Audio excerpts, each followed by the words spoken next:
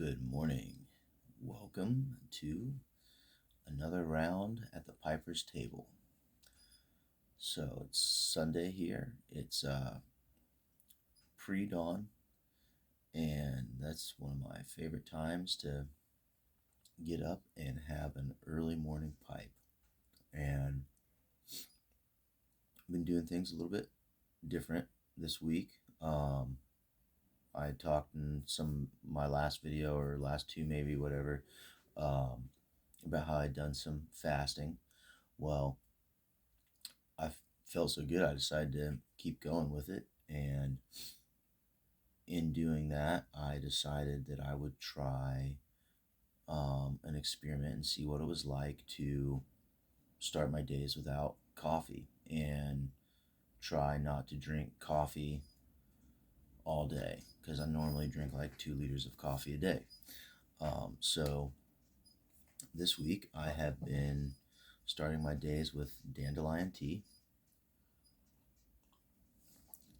which has actually been really nice. I've been kind of surprised for as much coffee as I've been drinking for, the last 25 years that I didn't get debilitating caffeine headaches, but I haven't experienced any. And he's got these fun little quotes or proverbs or whatever. Let's see. This one's from Aristotle. In all things of nature, there is something of the marvelous. I agree, especially when we're talking about marvelous tobaccos, which the first marvelous tobacco I want to talk about today is one that I talked about in my last video, Squadron Leader. If you haven't seen the last video I did about Squadron Leader, feel free to check that out if you'd like. I spent all week with this tobacco. I didn't smoke anything else besides this. And I have to say that there hasn't been a tobacco blend really that has struck me in such a way that I smoked exclusively that every bowl all day. So not every day, but I would say I smoke at least 2 pipes a day, sometimes more. But yeah, I don't know. I just really wanted to sit with this. I smoked it out of my really small K-Woody pipe. I smoked it out of a larger full bent pipe that I smoke a lot of English blends out of, just to, try it, how it smoked with a bigger pipe, how it smoked with just more tobacco in the bowl. And I just love this stuff. I think it's probably one of my new all-time favorites. It's just really awesome. So yeah, I spent every morning with Squadron Leader and Dandelion Tea, and I'll tell you, it's a fantastic combination. The two of those are. Yeah, so I had to just, mention it one more time. If you haven't tried the Squadron Leader, please do yourself a favor and give it a go, especially if you're an English smoker. This is a really, really light, mild one. It's like definitely an early morning, all day territory, but it's good. It's very nice. So yeah, that was, I just really wanted to spend some time with that tobacco, and I imagine I'll have to do another review of it now that I've got some experience smoking it, but that's not what we're talking about this morning. This morning we're talking about something that has become legendary in the pipe smoking community. I can't believe it's taken me this long to actually go ahead and buy some to try it. I'm a little bit intimidated to make a video about it, not because of the tobacco, but because of who it's associated with. But anyways, this morning I'm going to finally try for the first time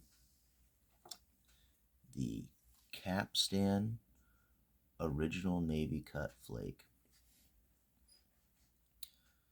Oh, look how just beautiful that tin is.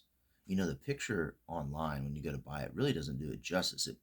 It's like, I like the blue and the gold, but the photo almost makes it look a little bit flat and boring. And when I opened the package and I just saw, I was like, wow, that is one of the classiest looking tins of tobacco I've ever seen. It's beautiful. Like, it screams that you're about to have a luxury experience. And this cool little, it looks to me like it's supposed to be almost like a thing on the ship where ropes wrapped around. I don't know if it's maybe for the anchor. I'm not a seafarer, so I don't know any proper sailing terms, but it's just a very cool tin. But anyways, why would I be intimidated about talking about this? Who is it connected to? Well, most of you probably know by now, but in case you don't know, this is the tobacco that J.R.R. Tolkien smoked. So there's not enough sources to say definitively if it's the only tobacco that he ever smoked, but they can say with confidence that while he was writing Lord of the Rings and The Hobbit, and especially the last half of his life, he smoked almost exclusively this. Now, this is information that has been released from the Tolkien estate, and they said, there was just tins of this stuff all over the place that were, he had filled it with hardware like a lot of us do, screws and nails and little things like that. Um, and he smoked it constantly. He had some, would have keep it in his waistcoat pocket or his suit pocket. Um, and when he passed away, some of the last paperwork stuff that they had found in his office was a receipt for an order of Capstan and also a new order that he was going to send out for several tins of Capstan. But Tolkien is probably, honestly, one of the most um, famous pipers of our time. And I also think that Lord of the Rings and The Hobbit are the most important literary work of our time. I think that, especially post World War One, I think that it's the most beautifully brilliant, wonderful thing ever put into paper. And I mean, it is on an equal level with all of the mythologies of the old world, and with Chrétien's Le Morte d'Arthur and all the Arthurian legends and the Grail quest.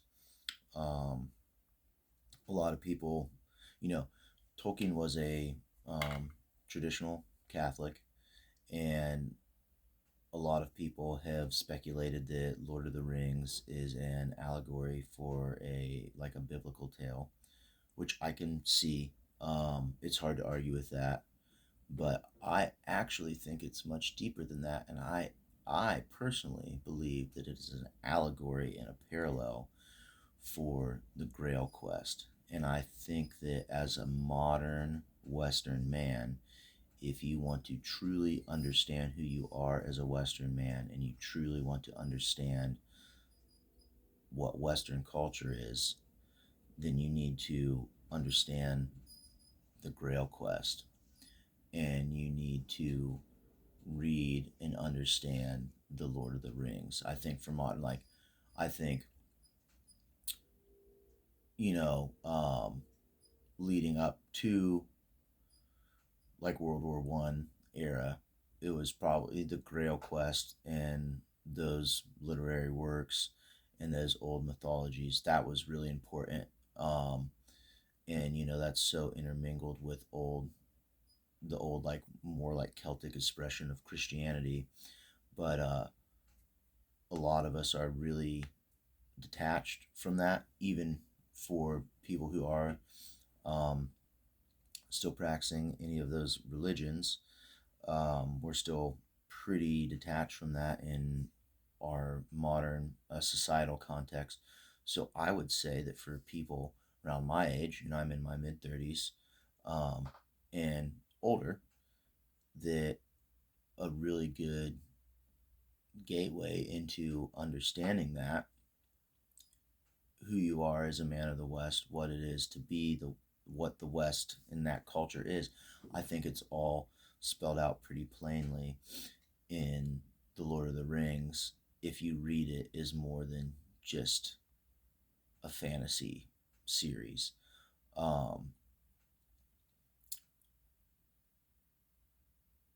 I had another thought there, and I guess it escaped me. That's the downside of not starting your day with caffeine.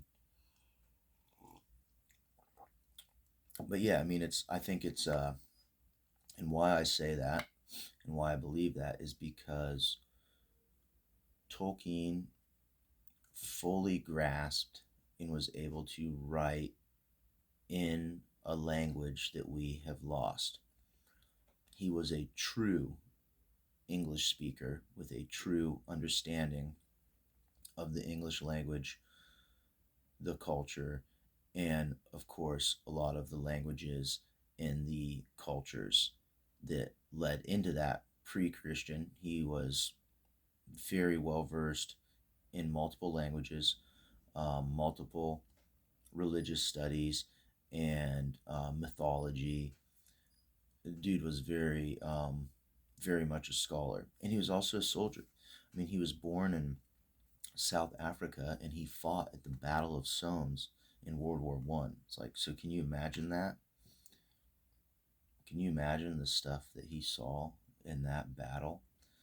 Um, so the dude lived a very mythological life, and obviously it shows in his works. And I think that you know a lot of our forebearers, the way that they were able to tell stories, there was a specific language that belonged to um, us that we wrote and spoke in and passed stories on that has largely been lost, and we have become somewhat separated from it in a way to where um, we just don't grasp the skill and the understanding and the depth to write stories that way. So that's why I think that that's so important.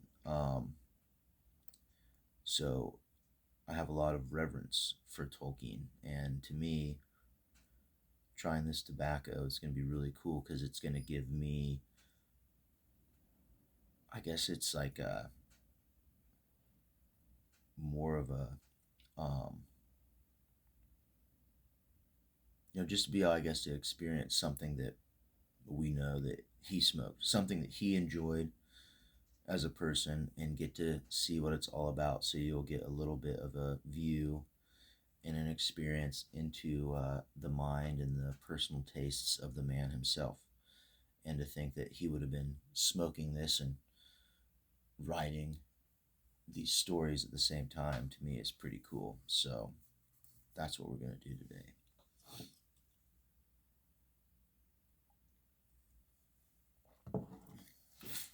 So I've been saving to break the seal on this, to do this with you all here. So let's check it out.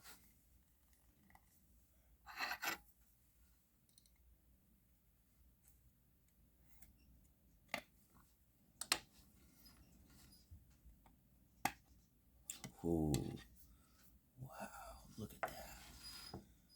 It's wrapped in metallic gold. That's classy. Very aristocratic. I can already smell the really strong, sweet, like raisiny, almost kind of bubblegum Virginia smells. Oh, it's in like its own nice little It's like a full foil little pouch. Oh my goodness. Look at that. I don't know if you can see that very well. It's still a little dark. See if I can get some light on it there. It's beautiful. Wow.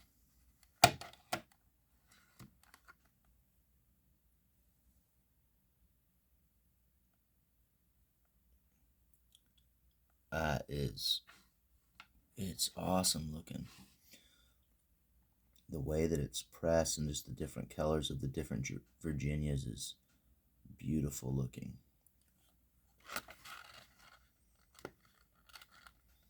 And the smell is like fresh cut hay.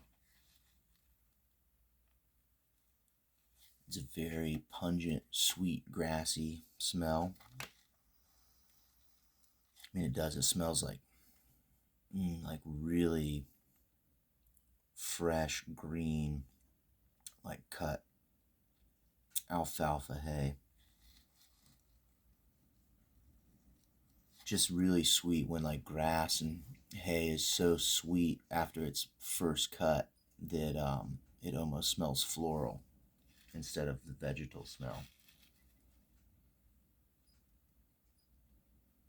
It's got a slight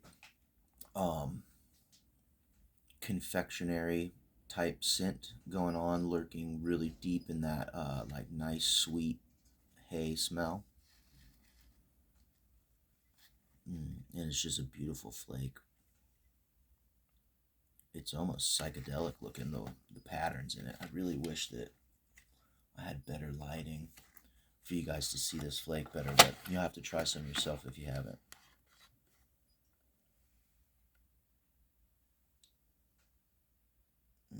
It doesn't really do it any justice, but all right. So we also know that Tolkien smoked mostly out of a billiard pipe, so I am going to do the same. I had 2 straight billiards to choose from, and that is these 2, which I suppose this one is more true to the very classic style of billiard. But I have dedicated this pipe specifically to Innerdale. I haven't smoked anything but Innerdale out of it, so I think I'm just going to keep doing that. And this has always been my straight Virginia pipe, and this is actually my other KB&B pipe. This is the old Yellow Bowl, so I'm going to smoke it out of that so I can get the true Tolkien experience, a straight billiard and some Capstan Original Navy Cut.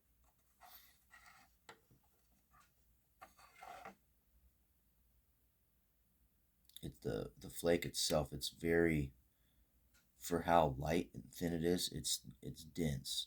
It's got a good texture to it. It's another one of those you can just know that's going to be really high quality tobacco because it's kind of has a some give to it, like a squish almost. You could really pinch and press it, and it feels pretty moist. But as I'm breaking it up, it's actually feels quite dry. So I think this is going to be a really probably you could probably let it set out for a few minutes before you smoked it, but I'm going to guess it's probably fine to just go ahead and load it as well.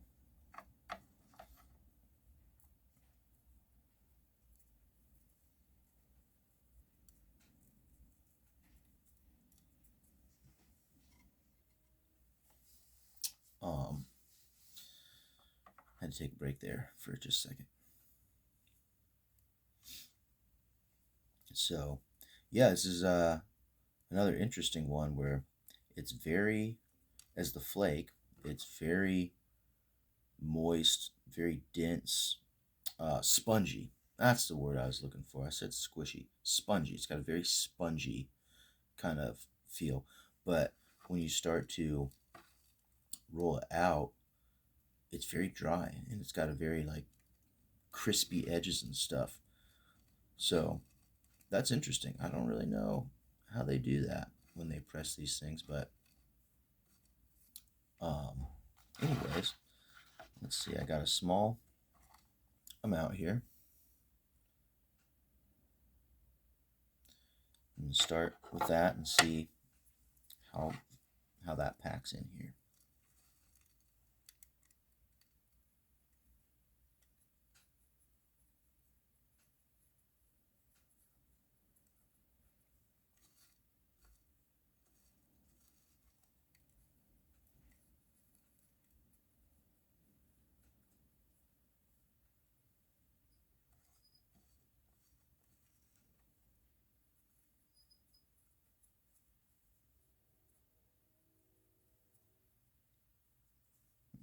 Actually, just about filled this bowl up. This bowl isn't very big. It's one of the smaller ones, but I do find that it I just really enjoy this one for Virginias. I've tried straight Virginias out of a few other pipes, and it's not that they're any less enjoyable, just something about this one. It smokes really well.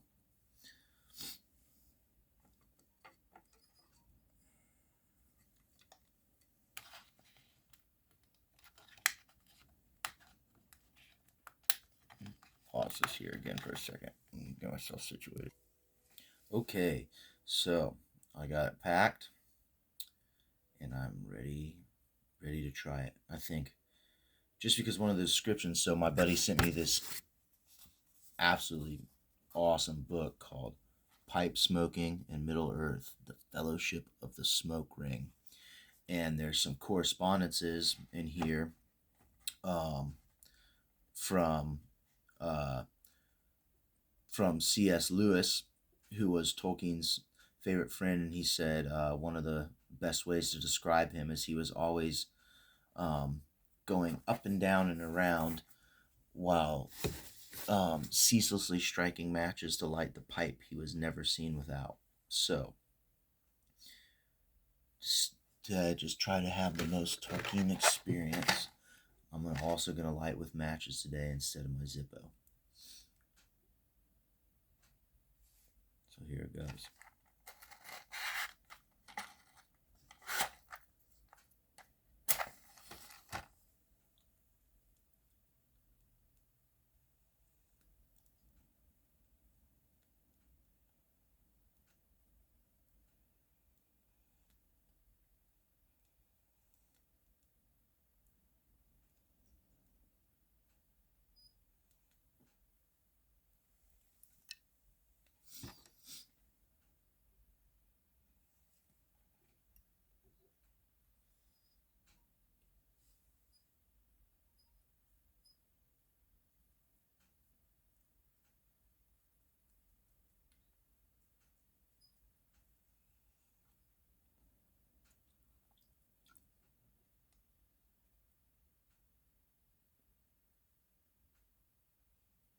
It lit really well.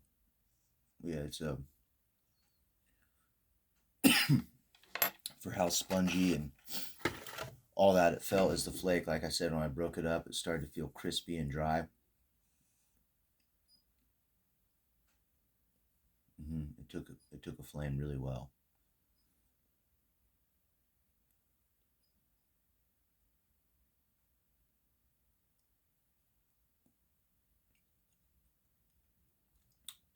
Mm. It's light. It's really light. Um, let's see. What does it say on here? It says ripe Virginia tobaccos have been selected for this blend. The citrus and grassy notes go amazingly together with the natural sweetness from the Virginia tobaccos. A must try for everybody who appreciates a good, straightforward Virginia blend. So, yeah, all ripe Virginias. So, not matured, which definitely keeps it light. I'm searching for the citrus note.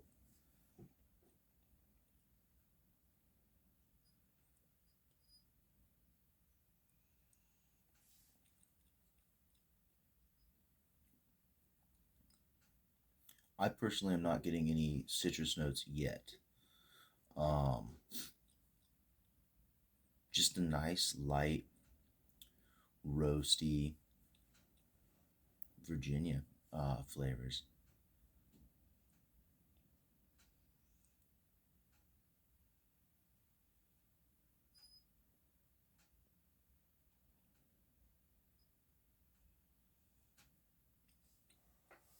Okay, I get a little bit of citrus in that one. Just the um, faintest kind of orange tinge riding the edge of that sweet hay flavor.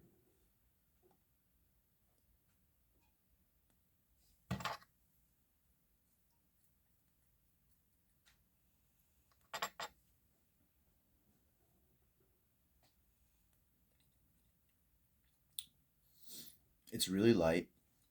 It's really sweet without being overly sweet. You know, I mean, we're not talking aromatic sweet here.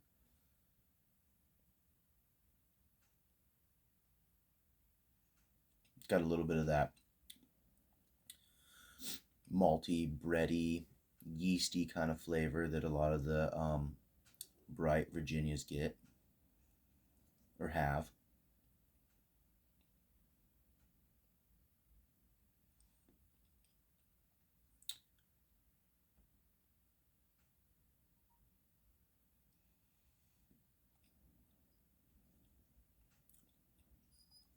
And it's got that. There's a thing that ripe and bright Virginia is a flavor that they have that I haven't really been able to decide how to describe it, but it's like it's earthy, it's light, it's sweet in that grassy way, um, to where it's like somewhere in between vegetal and floral, but there's like something confectionery about that flavor. And I've heard a lot of guys, and I've said it myself too, almost like roasted marshmallow, which I think is a very good way to describe that flavor sometimes. But it's almost, to me, it's almost like there's almost like this faint marzipan quality, maybe, with a little bit of that floralness, a little bit of that citrus, and you get a little bit with the roasted kind of marshmallow territory, a little bit of that roasted kind of like almondy type something going on there. Um,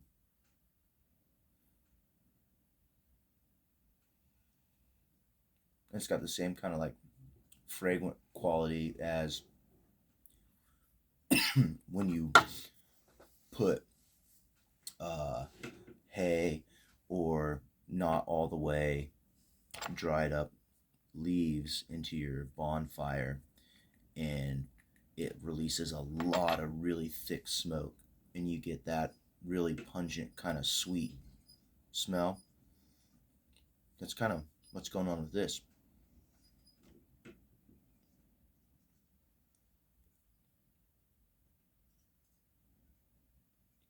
So I can see why, knowing what I know about Tolkien, why this would be something that he smoked all the time. It's easygoing.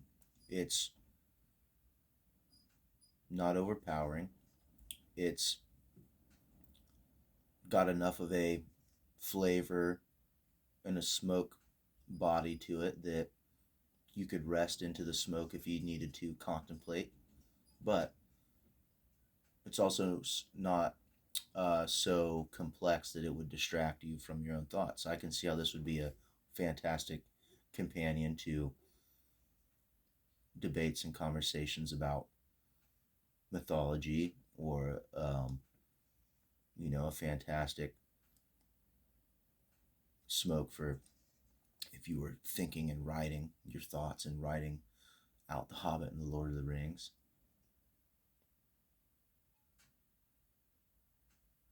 And I can see how this would go with anything. For me, before breakfast on an empty stomach with dandelion tea, it's fantastic. I imagine it'd be great. Oops. With just about any kind of drink you wanted to pair. I could see this going really well with a red or a white wine. Just about any kind of beer, any kind of coffee, tea.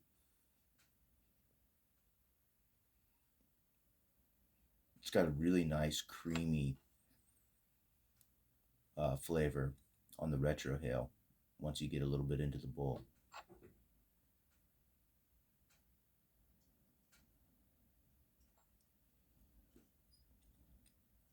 It's just cool to try something old world too, you know. Um, I don't know a lot about the history of this tobacco, but I do know that it's been around since World War I, and right now it's made in Denmark by the Mac Baren Tobacco Company, and it's imported here into America by the Sutliff Tobacco down in Virginia. So I mean, it's widely and readily available. But I always like to try, cool to try something that can teleport you back 100 years and know that pipers 100 years ago were enjoying it the same way we are now, and you can get a taste of that history. And in this case, also an experiential view into the minds and flavors of what Tolkien himself preferred. And that's pretty cool.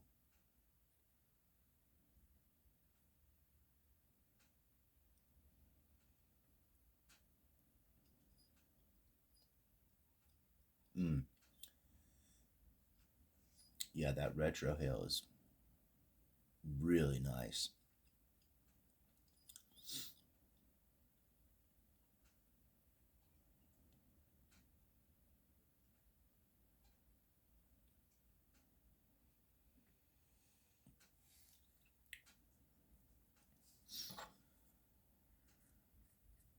All right. Well,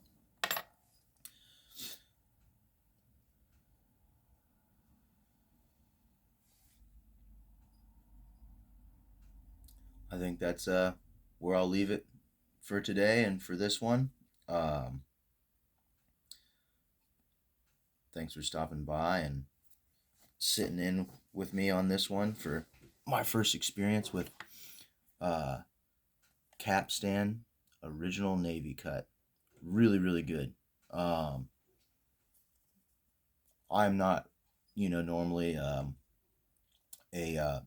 pure Virginia blend smoker. There's a few that I like, but I pretty much stick anymore to the English and the Balkan territories. But like I said, I had to try it because it's Tolkien's favorite tobacco, what he smoked while he was writing The Hobbit and Lord of the Rings. And now I have. And it's a very enjoyable tobacco. It's very light. It's very, I mean, I think that's why people like Virginias, right?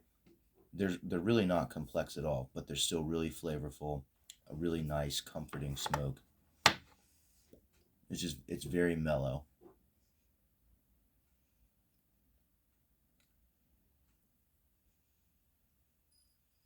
Well, so there you have it. Cheers, everyone.